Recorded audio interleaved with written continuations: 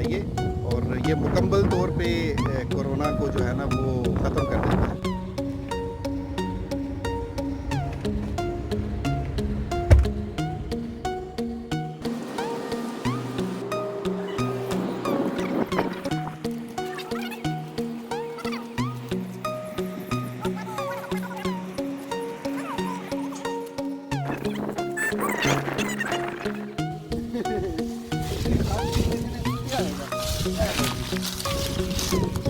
हाँ जी, ये क्या है जी? ये गन्ना है जी, गन्ना इसको शुगर कैन बोलते हैं। इमारात में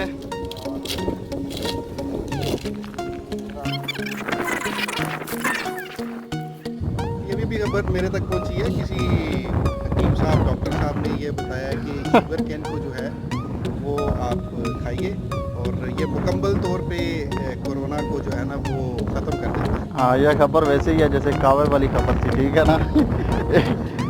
कोरोना की टेंशन नहीं लो, कुछ नहीं है कोरोना शोना, एहतियात करो और खुश रहो।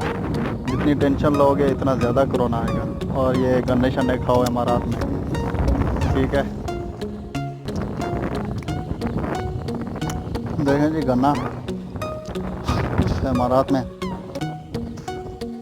खा रहे हैं हम लोग।